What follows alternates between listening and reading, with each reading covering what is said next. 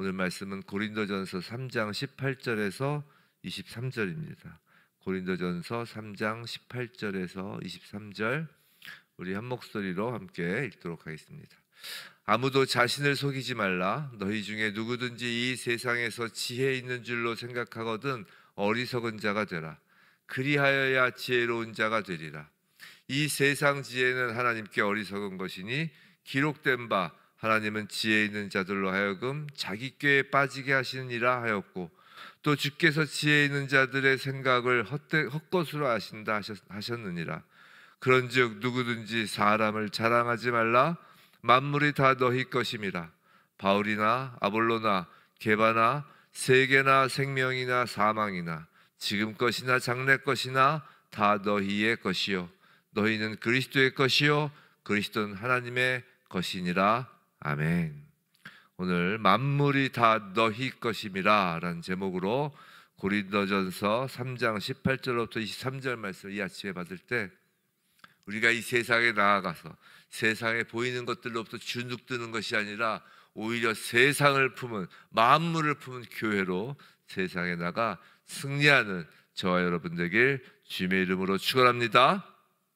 자, 바울은 계속해서 교회의 분열과 분쟁에 관해서 고린도 교인들에게 권면을 하고 있습니다. 그런데 이 고린도전서 시작하고 나서 오늘이 이제 10번째 시간입니다. 10번째 시간인데, 지난 내용들을 쭉 이제 한번 되돌아보니까 바울은 고린도 교회의 분열에 관한 그 말씀을 통해서 사실은 교회란 무엇인가, 즉 교회론에 대하여 말하고 있었던 것이에요.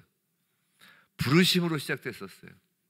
자, 그리고 하나 된 하나님의 교회에 대하여, 또 세례에 대하여, 하나님의 지혜이고 하나님의 능력이신 그리스도에 대하여, 십자가에 대하여, 성령에 대하여, 사역자에 대하여, 또 건축 비유로 터, 집, 그리고 하나님의 성전, 지금껏 고린도전서에서 다룬 주제들을 쭉 나열해 보니까 이것이 곧 교회란 무엇인가에 대한 말씀이었던 것입니다.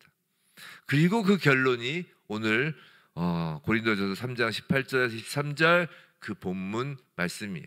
자, 그런 점에서 바울은 앞에서 논의한 바 있는 하나님의 지혜와 세상의 지혜에 대하여 다시 언급합니다. 18절에서 아무도 자신을 속이지 말라라는 말씀으로 지금 시작해요. 고린도 교인들이 현재 스스로에게 속고 있다는 것입니다. 성도 여러분, 사실 인간은 악하기도 하고 약하기도 합니다.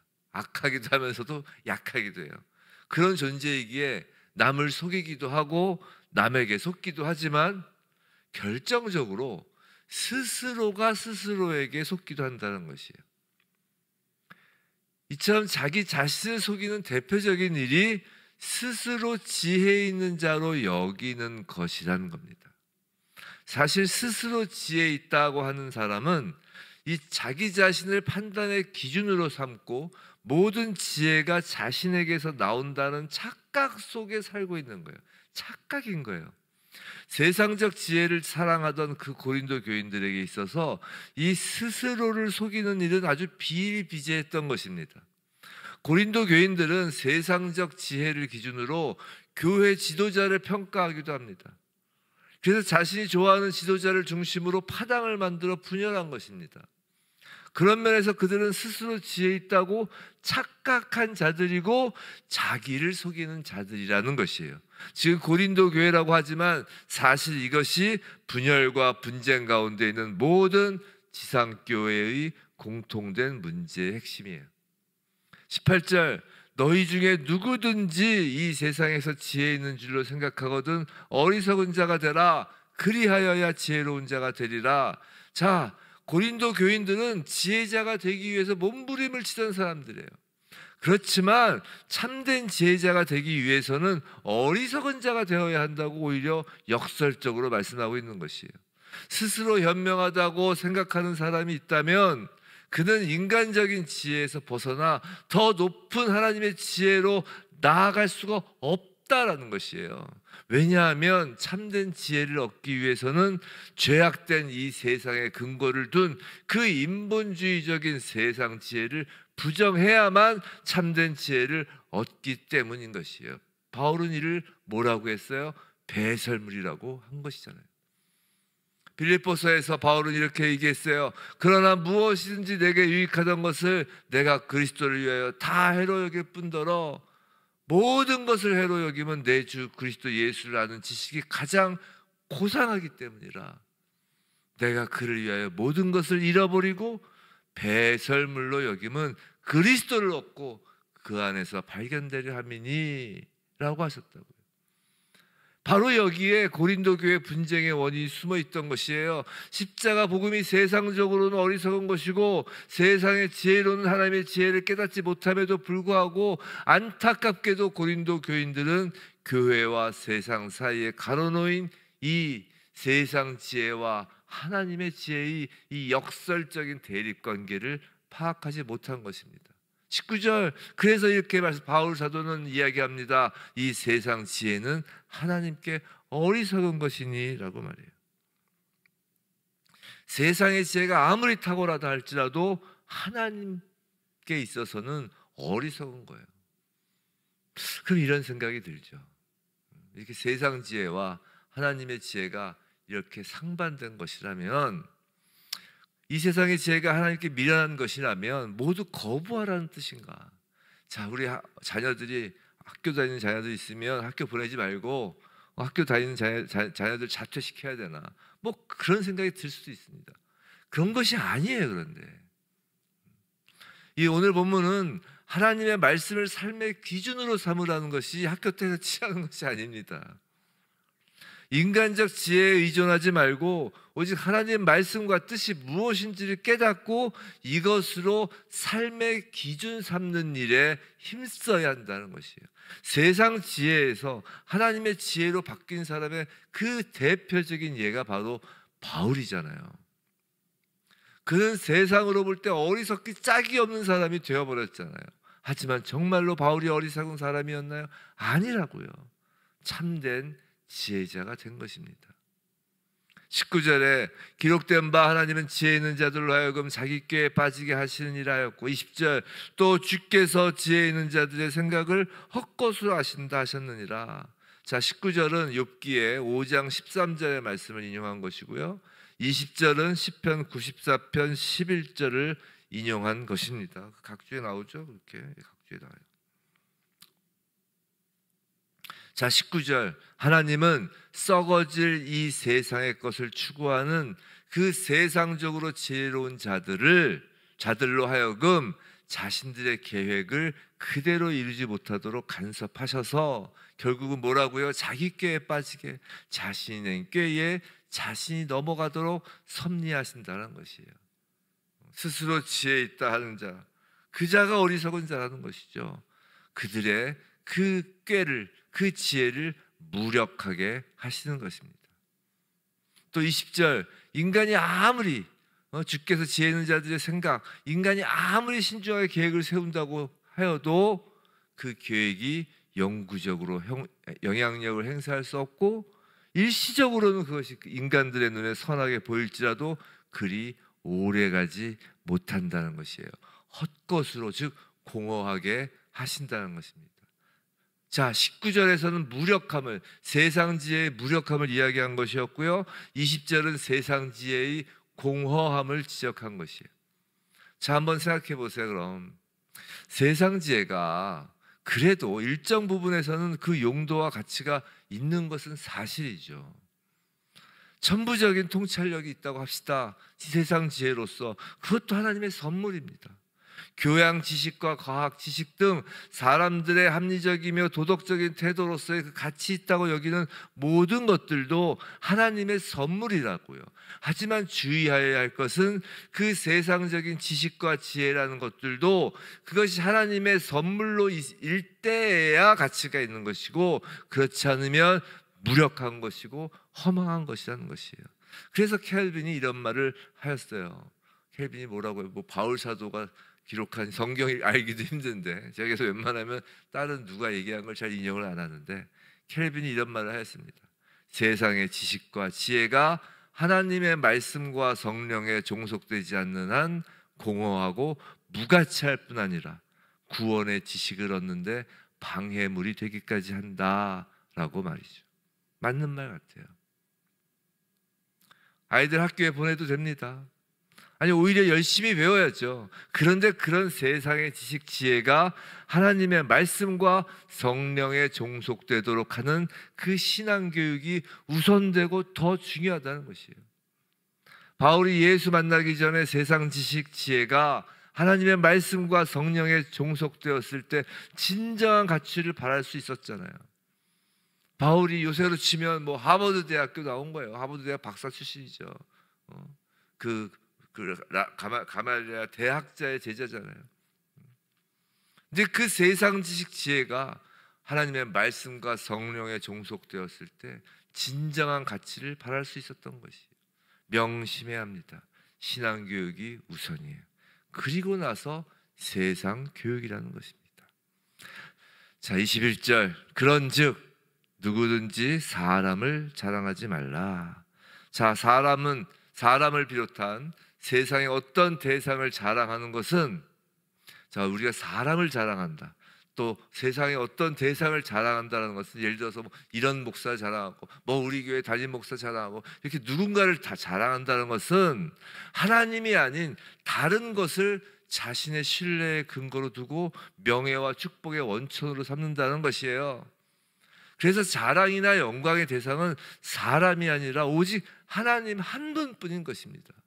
우리가 사람에게 집중하지 않으면 교회에서 분열될 일이 없어요. 제가 자주 말씀드리잖아요. 목사는 이 앞에서 설교할 때는 하나님의 그냥 말하는 막대기에 불과한 거라고요. 인간으로서 자랑할 사람이 누가 있습니까? 인간으로서 영광받을 사람이 누가 있겠어요? 인간은 한 명이 있든 10명이 있든 10,000명이 있든 10만 명이 있든 자랑이나 영광의 대상이 아니라고요. 오직 하나님 한 분뿐만 영광이요 자랑의 대상인 것입니다.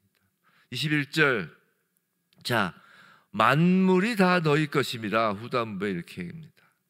자, 21절 후단부는 원어에서 가르로 시작해요. 즉 무슨 말이냐면 누구든지 사람을 자랑하지 말라. 왜냐하면 만물이 다 너희의 것임이라 라는 말이에요. 만물이 다 너희의 것이므로 사람을 자랑하지 말라는 것이에요. 이 만물이 다 너희의 것입니다. 이 9절 그리고 이제 22절, 23절, 이 21절 이 만물이 다 너희의 것임이라 이 말씀 우리의 가슴을 쿵쾅거리게 하는 것이에요. 너희라고 했잖아요. 바로 너희 교회의 것이라는 거예요. 만물이 다 너희 것임이라 만물이 교회 것이라는 거예요. 지금 사람 것이라는 게 아니에요. 교회 것이라는 거예요. 물론 교회는 성도의 공동체이지만 그리고 성도는 사람이지만 지금 만물이 사람 것이다가 아니라 교회의 것이라는 것이에요. 바울은 여기서 지금 이 말씀에서 고린도 교인들의 시선을 분쟁하고 있는 자신들, 당사자들이나 분쟁의 중심에 있는 각각의 어떤 사역자, 목사 뭐 그런 것으로부터 만물로 교인들의 시선을 이렇게 돌리는 거예요. 만물을 보라는 거예요. 즉 바울은 고린도 교회 분쟁의 원인이 사실은 그들의 좁아 터진 시야에 있음을 간파한 거예요. 좁아 터진 거예요. 눈에 보는 게. 그 만물이 바울이 보기를 원하는 그 만물이 도대체 무엇인지 좀 더 구체적으로 바울이 설명합니다. 그것이 22절이에요. 바울이나 아볼로나 게바나, 자 바울이나 아볼로나 게바나, 즉 교회의 사역자들도 교회를 위한 존재에 불과하다는 것이에요. 자, 만물 중에 지금 사역자들을 이야기하는 거예요. 교회를 위한 존재 아니냐, 너희 것이다, 교회 것이다 하는 거예요. 바울이나 아볼로나 게바나. 자, 하나님의 종으로 교회를 돕는 일꾼인 것뿐이라는 것입니다. 뭐 그렇다고 해서 지금 사역자를 무시해도 좋다는 말은 아니에요. 하나님의 종으로서 교회를 섬기는 것입니다. 아까 이야기했죠. 다 하나님의 선물이라고요. 하나님의 종으로서 교회를 섬기는 거예요. 종을 무시하면 주인을 무시하는 것과 같습니다. 예를 들어 어떤 과수원 주인이 자신의 직원을 옆에 있는 다른 과수원에 나무를 심는데 도와주러 보냈다고 합시다.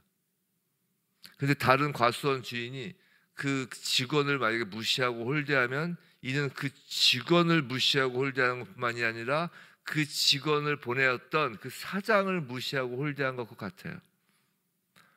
그렇다고 그 직원을 추종하고 떠받든다면 그것도 정상은 아닌 거예요. 그죠? 진짜 감사할 대상은 직원을 보낸 그 과수원 사장이죠. 이해가 되셨어요? 그 직원은 자기 사장이 정해주고 지정한 그 기간 동안 그 다른 과수원에 속해서 일할 뿐인 거라고요. 사역자는 그런 거예요. 하나님께서 보내신, 하나님께서 그 과수원, 어떤 다른 과수원을 경작하라고 보낸 하나님의 직원인 거라고요. 그러니까 직원을 추앙하고 떠받들 필요는 없죠. 하지만 그 직원을 통하여 하나님께 감사하는 것이죠. 그 직원은 하나님이라는 그 사장님이 그 과수원에 정해주고 어떤 장소와 정해진 기간 동안, 언제부터 언제까지 그 기간 동안 그 과수원에서 일하라고 보낸 직원이에요. 자, 바울이나 아볼로나 게바도 교회에 속한 교회 것이에요. 거기서 일하라고 하나님께 보낸 선물입니다. 자, 그 다음에 후단부에 세계나 생명이나 사망이나 지금 것이나 장래 것이 다 교회에 속한 것이라는 거예요. 자, 여기서 나열된 것들은 모든 사람들이 중요하게 생각하는 것들이에요. 자, 어떤 것인지 한번 하나하나 볼게요. 사람들의 삶에 깊은 영향을 미치는 것입니다. 먼저 세계라고 했어요. 세계는 인간을 비롯한 모든 피조물의 존재 공간을 이야기해요. 즉 피조세계로서의 전 우주를 말합니다. 우리가 살아가는 이 공간을 이야기해요. 전 우주의 공간을. 그리고 이제 생명이나 사망이라고 했어요.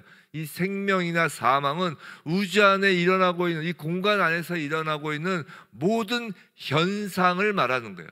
태어나고 죽는 이 생명과 사망, 모든 생명과 태어나고 죽는 그 사이에 있는 모든 현상을 이야기해요. 태어나고 사망. 그리고 이제 지금 것이나 장래 것이라고 하죠. 지금 것이나 장래 것은 그 모든 피조물의 시간적 범주로서의 오고 가는 역사라 할 수 있습니다. 지금 뭐예요? 세계나 생명이나 사망이나 지금 것이나 장래 것이라는 건 모든 피조세계의 공간과 그 공간에서 일어나는 모든 피조물들의 현상과 그 모든 피조물들의 지금 현상뿐만이 아니라 지금 것이나 장래 것, 즉 모든 역사가 다 너희 것이라는 거예요. 지금 여기서 열거된 것들을 생각해 보세요. 그것들 앞에 서 있는 인간들은 어떤 존재인가요? 우주라고 했어요. 생명과 사망이에요. 현재와 미래의 역사, 이것들은 인간의 힘으로는 어떻게 할 수 없는, 하지만 인간의 삶을 지배하는 것들이고, 그렇기에 인간은 그 앞에서 초라해지고 주눅이 들었단 말이에요. 그런데 놀랍게도 그 모든 것들이 교회에 속해 있다고 하는 것이에요. 할렐루야. 우리를 주눅들게 하고 우리를 초라하게 하고 우리를 두렵게 하던 것들이 우리, 즉 교회 것이라는 것이에요. 할렐루야.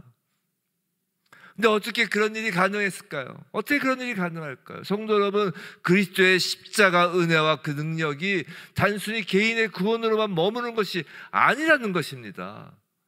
하나님께서 그리스도의 십자가 사역과 부활로 말미암아 본래 하나님의 소유였단 말이에요. 그것들이 다 그 하나님의 소유인 이 세계의 승리의 깃발을 그리스도의 십자가와 부활로 꽂으시고 그것을 그리스도의 것으로 확증하셨기 때문이에요. 그로 인해 세계나 생명이나 사망이나 지금 것이나 장래 것의 모든 것이 예수 그리스도의 것이 되었고, 그러므로 모든 만물이 그리스도와 연합된 그리스도인들의 것, 교회의 것이라는 말씀은 결코 과장이 아니라고요. 확실한 진리라고요. 성도 여러분, 하나님께서 교회를 이 땅에 세우신 것은 예수를 믿는 그리스도인들로 하여금 만물을 소유하게 하기 위한 성도를 향한 선물이라고요. 예를 들어 볼까요? 생명과 사망이라고 했으니까 사망조차 그리스도인들의 유익을 위해 존재케 되었다고요. 우리를 두려움에 떨게 하였던 그 사망조차도 그리스도인들의 유익을 위해 존재케 되었어요. 그리스도인에게 있어서 사망은 영원한 축복으로 들어가는 관문이잖아요. 현재와 미래 역시 그리스도 안에서 영생의 축복을 향유하는 기간이 된 것이라고요. 그저 이 땅에서 헉헉거리면서 사는 그런 것이 아니라 영생의 축복을 향유하는 기간이 되는 것이라고요. 세상이나 생명이나 사망이나 지금것이나 장래 것에 대해 우리는, 교회는 완전히 새로운 의미를 갖게 된 것이라고요. 이 얼마나 놀라운 사실이에요. 사도 바울은 고린도 교회, 고린도 교회를 대표하는 현재 열방의 모든 교회, 한국교회, 그리고 이곳 히즈웨브 처치 교인들이 망각하고 있었던 이 놀라운 교회의 신분과 교회의 부요함을 상기시키고 있는 것이라고요. 지금 그들이 몇몇 지도자를 추종해서 벌이고 있는 문제, 그 세상 지혜, 그 알량한 세상적 지혜로 교회가 분열되고 분쟁에 놓인 것이 얼마나 한심하고 얼마나 그 시야가 좁은, 정말 밴댕이 소갈딱지만한 그 시야로 보고 있는 것인지를 깨닫게 하는 거라고요. 만물이 너희 것인데, 예수 그리스도께서 이 세상을 창조하시고 십자가의 죽음과 부활을 통해 생과 사를 주관하시며 이 세대와 오는 세대를 통치하시는데, 그리고 그 예수 그리스도와 연합한 그리스도인들도 이것들이 교회를 위하여 존재하는 것임을 확신하는데 어찌 그런 좁은 시야로 아웅다웅 싸우냐는 것입니다. 성도 여러분, 영의 눈을 뜨시기 바랍니다. 더 크고 더 높고 더 넓은 하나님 나라를 보시기 바랍니다. 교회는 하나님 나라를 보는 것입니다. 그 안에 세계와 생명과 사망, 지금 것이나 장래 것이나 모든 것이 속해 있습니다. 그래서 주 안에 만물이 충만케 한다 하시잖아요. 교회는 그런 존재입니다. 교회에 속하지 않는 그리스도인들 있죠. 소위 말하는 가나안 성도들, 참으로 안타까운 것입니다. 성도 여러분, 문제가 있어도요, 시끄러워도 그 교회를, 하물며 고린도 교회조차, 어제 말씀하셨죠. 하나님은 고린도 교회를 뭐라고 부르셨다고요? 거룩하다고 하셨다니까요. 그렇게 문제가 있고 그렇게 시끄러워도 말이죠, 그 교회에 만물이 속하였다고 지금 하신다고요. 만물이 속한 교회를 분열시키거나 떠난다는 것은 하나님이 주신 그 은혜의 선물, 즉 만물을 버리는 것과 같은 거예요. 23절 결론입니다. 너희는 그리스도의 것이요 그리스도는 하나님의 것이니라. 만물이 교회에 속해 있고 하나님의 원리예요. 이게 하나님이 일하시는 메커니즘입니다. 하나님은 교회를 통하여 일을 하시는 게 이 메커니즘이에요. 자, 만물이 하나님이 창조하신 그 피조세계의 공간과 그 내용과 그 역사가 어디에 속해 있냐면 교회에 속해 있고, 교회는 그리스도에게 속해 있고, 자, 즉 만물에 대한 교회의 주권은 교회 자신에게서 유리하는 것이 아니라 전적으로 그리스도의 주권에 의존되어 있다는 것이에요. 자, 그렇게 만물이 교회에 속해 있고 교회는 그리스도에게 속해 있고 또한 그리스도는 하나님께 속해 있다는 것이, 예수 그리스도가 죽기까지 하나님께 복종하고 자신의 몸을 화목제물로 드렸기 때문이에요.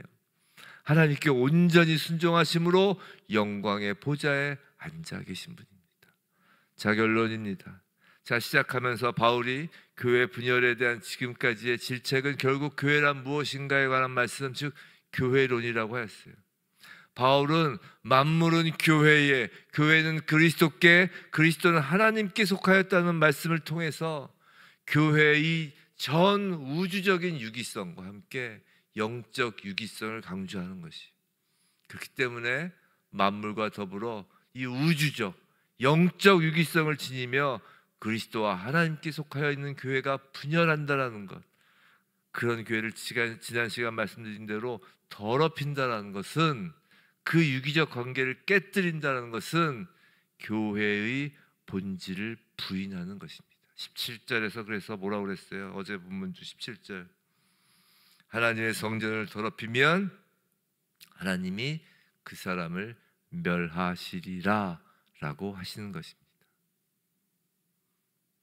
부디 히즈웨이브 처치, 한국교회와 열방의 교회가 그리스도에 속하고 하나님께 속하는 그 유기적 관계 안에서 그 어떤 사단의 공격에도 흔들리지 않고 만물이 속한 자로서 모든 교회와 성도들이 이 땅에서 든든하게 세워지길 주님의 이름으로 축원합니다.